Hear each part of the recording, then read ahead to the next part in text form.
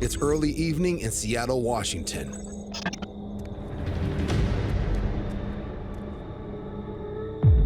And this flannel-wearing man is out for more than just a neighborhood stroll. He's casing houses. The stranger checks a back door, but it's locked. So he heads around the corner to look for another way into the house. But what he doesn't realize is that the homeowner, a member of the United States Marine Corps, has been watching the camera feed all along and is now silently following him. The intruder heads for the front door, leaving himself trapped in a corner for the Marine to make his move.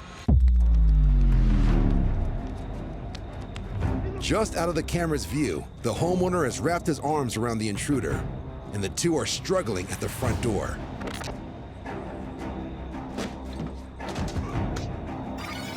They come tumbling down the steps. Tussling on the ground, the intruder quickly discovers that he's no match for the hand-to-hand combat training of a Marine. Meanwhile, the homeowner's wife is already on the phone with police. After an intense struggle, the intruder accepts his fate and stops resisting. Having protected both his home and neighborhood, the Marine keeps the situation under control until officers arrive. It's important to note, law enforcement does not encourage homeowners to get in physical confrontations with intruders, even if they were trained by the Marines. This is my dock here. The neighbor has started feeding the birds, dumping a bunch of bird seed in front of my dock. Justin Schott's boat dock and his access to it is the basis of an ongoing boundary dispute. The only way Justin can get to his dock is by walking through his neighbor's property. I guess he thinks he's being clever, trying to get all the geese to poop on my dock. Get off my yard. Sorry, buddy, got the legal right to be here. No, you don't. Yeah, I do. Get off my yard. You got the legal right to get out. Got the legal right to be here, buddy. Yeah. Boundary disputes make up nearly 20% of all fights between neighbors, but this issue is escalating way beyond that. Off my yard. Well, you want to play this Abby, way? call the police. Call him. I have the legal right to be here. I'm gonna call the police. Oh, okay. Call the cops. Call the cops. I want the cops. I don't like the birds being fed in front of my dock there to try and piss me off and make me mad. 911. I have the legal right to be here. No, you don't. No, you Yeah, don't. yeah, I do. No, you don't. No, you don't. Justin believes he has an easement, which is the right to access someone else's property. In order to get to his dock, Justin has to cross through his neighbor's yard, which this neighbor clearly isn't allowing Justin to do. Get my phone. Right now. Go get my phone. You're going to jail. If you ever come across my property again, I'll kill you. Threatening someone's life can be punishable with prison time. Doesn't have to be like this. This dispute is about to escalate beyond simply verbal threats. Get off it. Push you right into the roof. Please stop touching my golf cart. Please stop pushing the golf cart. You're on my property, Justin. I have the legal right to be here. No, you don't have the legal right. You just hit me with a golf cart.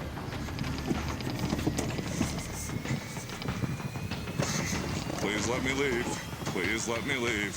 Please let me leave. That physical act gives Justin cause to call the police and report an assault. Please let me leave, Yeah, get Corey. off my yard. Stay off. Don't ever bring that thing on my yard again.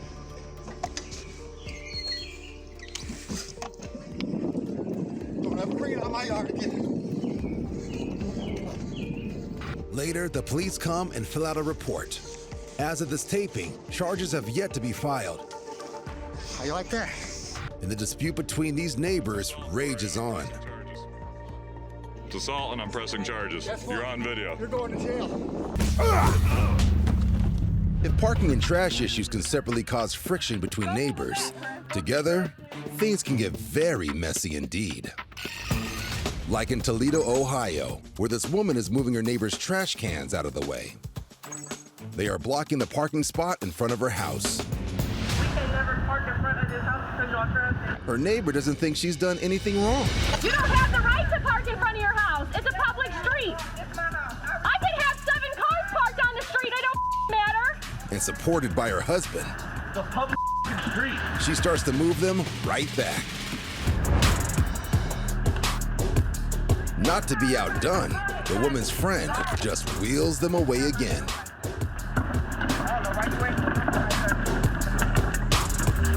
Really overdrafting. The woman is now trying to park. It's not yours either.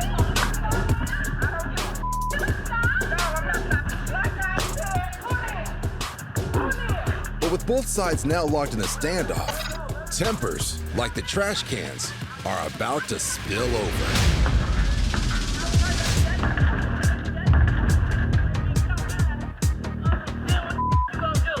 The street winds up littered with garbage. But this trash tit for tat is not over yet. The woman in purple is determined to have the last word.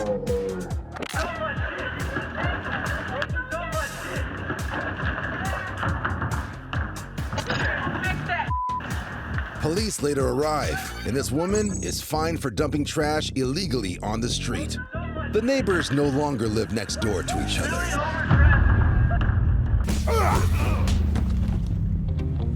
Kenmore is a quiet residential community on the north shore of Lake Washington, and is where high school football standout and champion wrestler Hunter Gifford lives with his parents.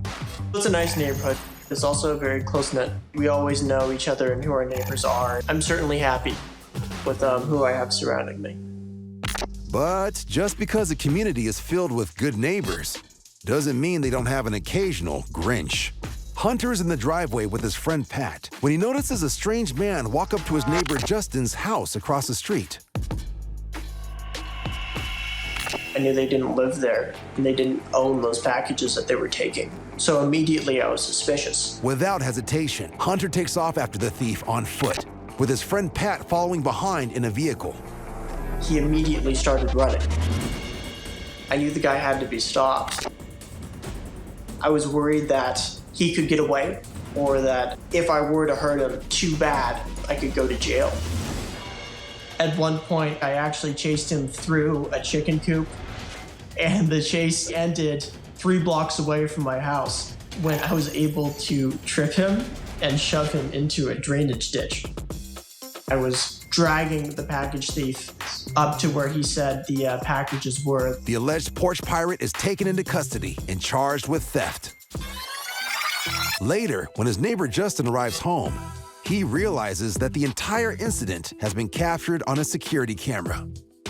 I have to admit, when I was watching the video and watching Hunter chase this guy up and down the street, I had a giant smile on my face. It was amazing to watch this play out. It was like an old Western. And it only happened because Hunter took a chance and he was brave to go out there and chase this guy down. Thank you, Justin. I knew you'd do the same for me as well. You know. I hope so. Yeah. Let's go. Go ahead, do it. In an apartment complex in South Amboy, New Jersey, a dispute between 2 pet owners is causing a ruckus. The men are next-door neighbors, and the taller cat owner goads the shorter dog owner to hit him as the dog snaps at his heels. The woman recording from the balcony is the girlfriend of the taller man, and they claim that the shorter man's dog has injured their cat. You came out here for a reason. Come on, man. Let's go. Let's go. You don't have to be scared. Yo, why don't you get your dog? The cat owner is angry as he feels the dog owner does not supervise his animal properly. Who got the dog loose? Was it you, him, or me? Come on, man. My cat is bleeding, bro. I apologize. You gotta understand my frustration. When I asked you a month ago personally if you see my cat control your dog. At this point, the dog owner's wife chimes in. How can you tell us that your dog is chasing our cat? My cat ain't biting your dog. Your dog is biting my cat. As the mood becomes even more tense, the cat owner turns to his girlfriend and ratchets things up a notch. Hey, you know what? You wanna yell at me? You got that all on video? Call the cops. You see that? Suddenly, the dog starts trying to bite the cat owner, and this incenses his girlfriend. You don't even know how to control the dog. You're letting him attack him while I get it all on video. That's yeah, you shut the up, man. Without warning, the dog owner rushes towards her, Yeah, I bet you will. and the cat owner jumps onto the balcony to defend his girlfriend. Big man, bro, big man. In a rage, he throws punches and yanks the man over. As the dog owner's wife attempts to climb over the balcony, the cat owners retreat into their home. But the neighbor battle is not over. Open the door. Call the cops. According to the couple, the police arrive and watch the video, but it's unclear what action is taken. After a visit to the vet, the injured cat Leo is now fully recovered. The neighbors still live next door to each other and, according to the cat owner, are trying to be friendly and put this situation behind them. Big man, bro, big man. The lesson learned is that if left unchecked, pet feuds can turn into neighborhood wars. Don't touch him. Call the cops. We might all breathe a sigh of relief that the wearing of masks is no longer dividing neighborhoods. Just put on a mask and get it over with. But for a while during the pandemic, the changing rules pits neighbor against neighbor. I'm a grown woman that owns a business on this street. In the laid-back beachside community of Manhattan Beach, California, two locals prepare to eat their lunch as a couple wearing masks walk by. You don't need to be wearing masks. I never eat a burrito with my mask on. Neither of the men are wearing masks, but one does have a body camera strapped to his belt that's recording. We're on the other side of the fence. We don't believe in this stuff. No, that's cool. But well, no, man, just keep that all to yourself, you know? I hear you. It's okay. It's all right. While the local recording tries calming down the couple in masks, the other local in the black shirt has a more blunt response. What are you looking at me for? I didn't say you. Oh, no, don't get hit. Until words aren't the only thing exchanged. Hey, Matt. Oh. According to the man with the body cam, the masked woman throws her coffee at them, causing the one in the black shirt to retaliate. You know what? Hey, off me. After a brief struggle, the masked man lets go, but the woman still clings onto the local shirt. Hey, son, get her off me. Get your girl off me. They finally separate, but tempers are still running high. You shouldn't have thrown the drink in his face. I don't give a You should not have thrown the drink. That was. As they continue to argue, the masked man calls the police. Hello, 911. I've just been assaulted on Manhattan Beach. What are you gonna do? Tell the cops you threw coffee at me? The masked man gives a description of the current situation. He punched me in the face. I'm bleeding out of my mouth right now, and my nose. You deserve it, though. While the local heckles his 911 call. You can't throw hot coffee at people. You can't punch people in the face. The police soon arrive, and each party gives their side of the story. All right, what's going on? We were sitting here eating our burritos. These two didn't like that we weren't wearing masks, and they threw coffee at us. And once it's determined the coffee is thrown before the punches, She was all over me. She was going for my arm. the couple in masks offer an apology. No charges are filed, and the two men can finally go back to their lunches, where the only thing covering their mouths is their food. At least they didn't destroy the burritos. There's trouble brewing in this quiet neighborhood in Austin, Texas. This woman got out of her car and into an altercation with one of the neighbors. This man tried to intervene. Now she's on his lawn and won't leave. And things are about to get slippery. Oh my God. Oh my God. Oh my God. Go home, girl. And clearly, she doesn't want to go anywhere. Oh my God. You're gonna lose that battle. Okay, now I think maybe we should call somebody. Is it 911? Do you want me to call? Yeah. Please get off my property. I will defend myself on my property. Get off. Oh my God, maybe we should call.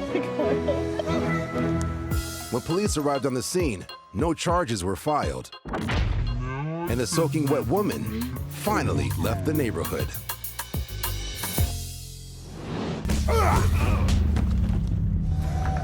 Witnessing a neighbor's love life can be a dramatic experience.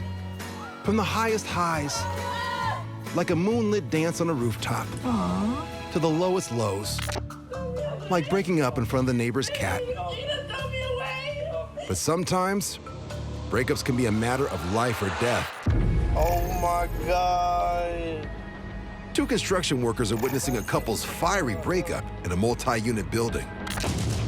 The man behind the camera is working for the neighbors across the street. When he hears the couple shouting, he starts recording. She about to hit him, bro.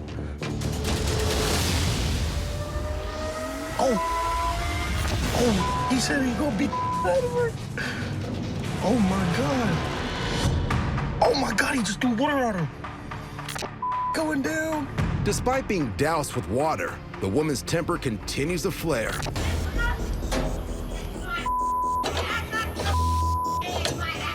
That's the downstairs neighbor, and now even she is being dragged into the drama. She leaves the porch and it would seem the confrontation ends. But things are about to really heat up. She just lit the trash can on fire, dumped it in the living room. She's about to burn the house down, dude. While the men aren't recording, the woman drags a trash can through the front door and shockingly lights it on fire inside the house. I cannot actually believe it. And she's sitting there just chilling. She's also taken the time to pull up a chair and grab a book to watch her handiwork. Oh my God. This has now turned into a serious thing. The men have just noticed the downstairs neighbor.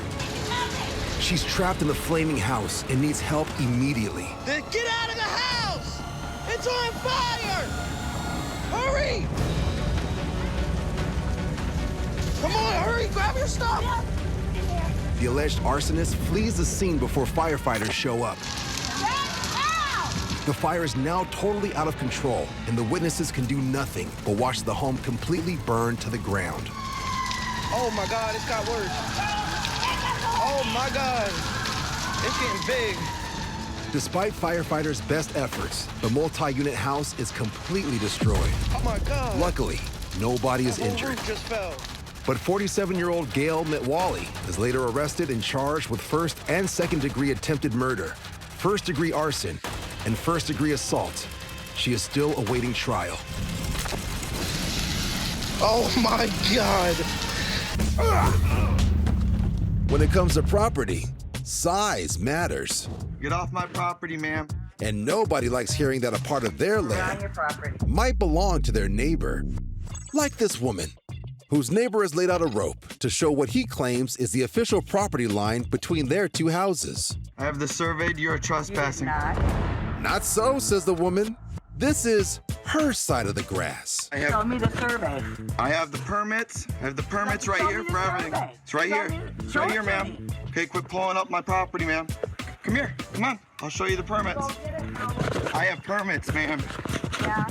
You're not moving this because it's not your property. I'm not. No, you're not. I'm just it. She's trespassing. This is my surveyed line that I have put up. Trespass. And she is tearing it up. I'm on my own side. Just like this one, boundary disputes can last for years, but they can be resolved. Contacting local municipalities, such as your town's tax office, is a great way to order a legal, accurate property survey. I don't know if she's got reinforcements with a baby. I don't have a baby. But beware, an official survey usually means a winner and a loser. I'm showing her the permit. Well, I want you to survey. I'm showing her the permit. The survey is included in this permit. I had to get it. I had to get it. She is not on my property now. I don't feel safe. She is threatening me. Please get off my property, ma'am. I'm off. According to a national survey, property line disputes are actually the 5th leading cause of issues between neighbors in the United States. I feel threatened. Feel threatened? Get off my property, ma'am, please. I am off your property. Please. When a city representative was finally able to settle this dispute, the woman found that her plot was actually smaller than she thought it was. I do not need a permit. I'll take the trees down. I don't feel safe. She is threatening me. The two have not spoken since. I just bought my house in March of 2020. The first time I met Maria, she just kind of walked over like somebody who kind of owned the neighborhood and said, "Hi, so you're my new neighbor." I was like, "Yeah, hi." I'm the kind of person who loves to get to know people. So I am that person who will go out of my way to make you a friend. Once she settles in, Amber looks into renovating her bathroom, but has no idea where to start. I was looking for recommendations from people on Facebook who had used a contractor to say, I used this person, they did a great job, here's their number. Jordan, the woman that owns Colorado Dream Homes, got back to me really quickly. And when I showed her my Pinterest picture, she was like, oh yeah, we can do that. The owner tells Amber the project can be done quickly for around $9,000. I was told a week to max, and it ended up being 5 or 6. So it was kind of getting frustrating. I get that, life happens, and so I was trying to be really understanding. But when it's finally finished, all that additional time doesn't equal additional quality. I walked in and I looked at the tile work. I physically felt my heart sink into my stomach. It all looked like someone just threw it together and they were guessing on what to do. And then on Friday, she sent me the final invoice and she just started hounding me. It was, you need to pay by the end of the day. And I just kept saying, I'm at work. I'm not paying you until I get home and see it. And she said, are you refusing to pay? The following morning, Amber's neighbor notices the contractor's truck parked out front and texts her. Maria had been at my house the night before, and I had mentioned that I kind of had an uneasy feeling. And then I see that I have a message from Jordan saying, we're at your house to repossess our labor and our materials. So I immediately called Maria. Maria rushes next door and is shocked at what she sees. He started swinging and I started recording. We put weeks into this. Thousands of dollars into this. I was really scared of whatever was going to happen. This is my property. I have receipts for everything. I do understand that you're...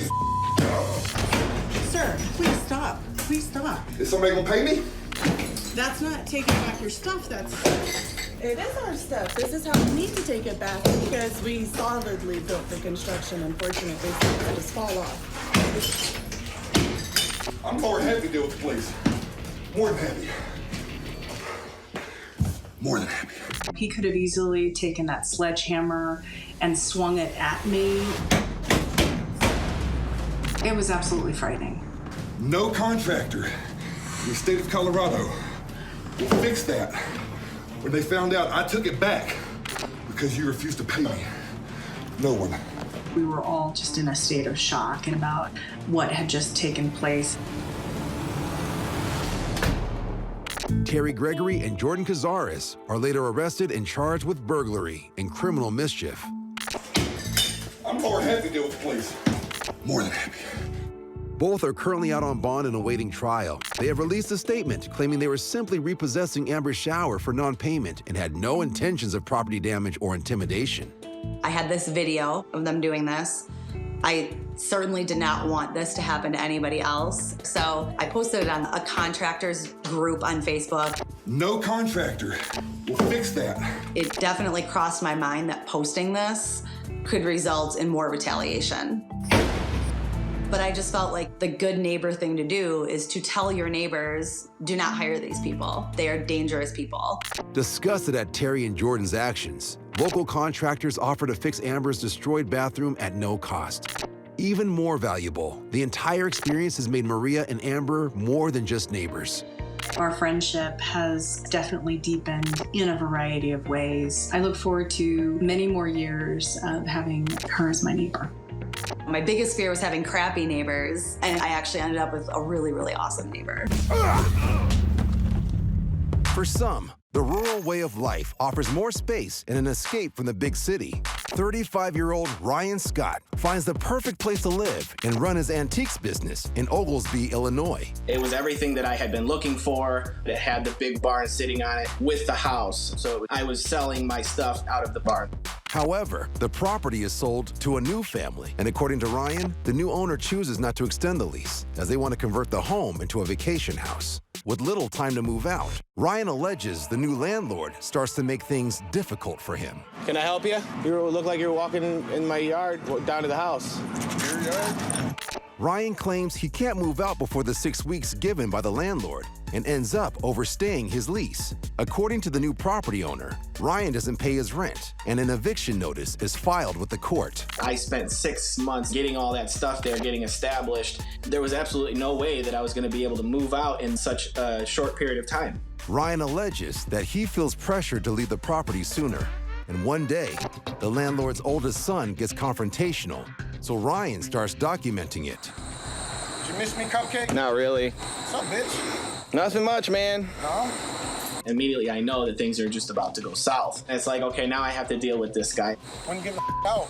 I'm trying. Yeah? I really am. Quick enough. I want you out, buddy. Soon after, the son is joined by his brother and their father, the landlord. That's what we're doing. Dad, I'm having a conversation. I'm a grown man. Leave me alone. Here's the deal. Be a man. Be a man about the You get out by the court date, and everything's done. While the landlord gives Ryan 6 weeks to vacate before the eviction hearing in court, his oldest son suggests a fist fight might settle things sooner.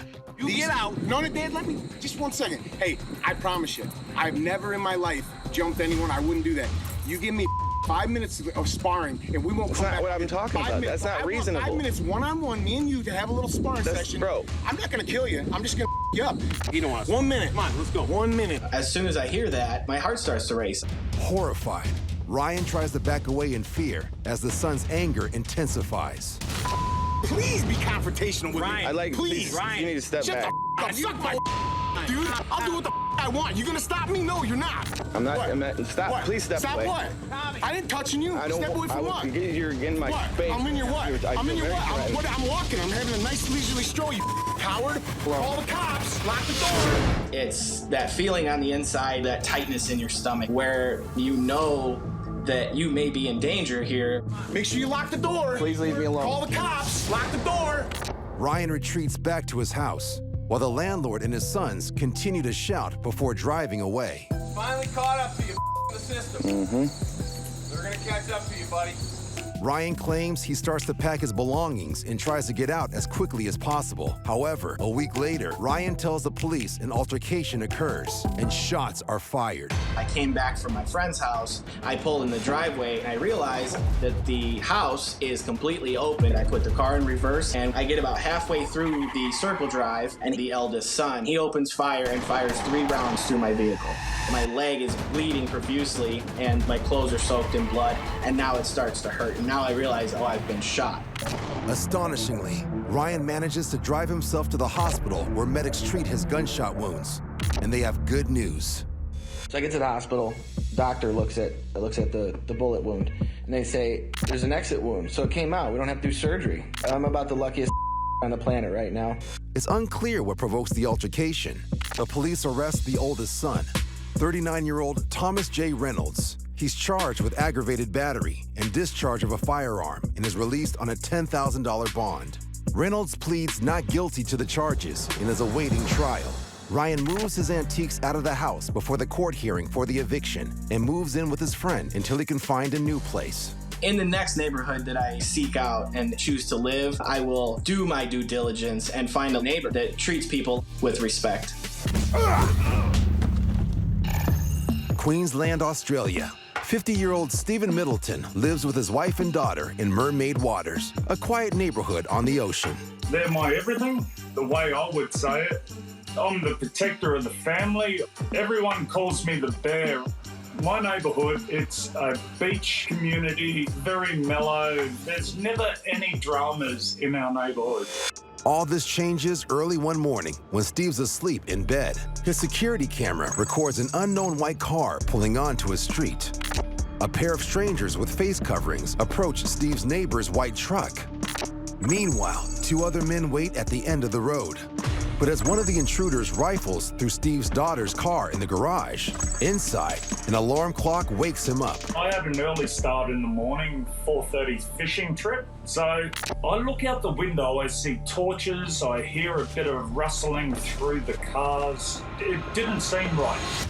So I've jumped out of bed, whacked the first bit of underwear that I could find. I'm bolted. I'm out the door. Armed with only a pair of underpants, Steve charges out of the side of the door of the house, and these unsuspecting intruders have no idea what's coming next. So I come around the corner. I don't know what to expect. I see these young fellas. My adrenaline's pumping through the roof. So I jump out. I'm trying to get him down to the ground. I'm holding on to him for dear life. I do not let go of this little guy. Suddenly, the man in the white hoodie comes to help the other intruder, and according to Steve, he is armed. I see a little pocket knife, so I'm using him as a shield to stop him from stabbing me. He got a couple of little ones in. I have to fight back, and I'm fighting for my life now. Now I know I'm in trouble. Terrifyingly, another man with a white head covering appears, and he is wielding a baseball bat. I'm yelling and screaming, trying my hardest to get the attention of the neighbor, of anyone to come out and just lend a hand. The young fella managed to squirm and I ended up with his shirt and they got away. As the strangers leave, Steve is in a state of shock with 2 big cuts and multiple bruises. I didn't realize how much I was bashed up. My whole hand was completely covered in blood. My stomach was bleeding. I had no idea. You don't realize what had happened until it's happened. And then that's when it all sunk in. Like, how lucky am I? It's very scary. Finally, hearing the ruckus, Steve's wife appears. She impulsively picks up one of the attacker's shoes before the enormity of the ordeal sinks in. My wife comes running out and she's like, what's all this screaming? What's going on? I've had to fight off 6 young fellas trying to steal all our cars. Later, the police chase the suspected thieves on the freeway, but they only catch one, who turns out to be 17 years old. He's in the process of being charged. But Steve has no regrets. I'm protecting my neighborhood. We're honest people and we do an honest day's work. And the last thing we can do is let some little thugs steal our possessions. So I'm not standing for that.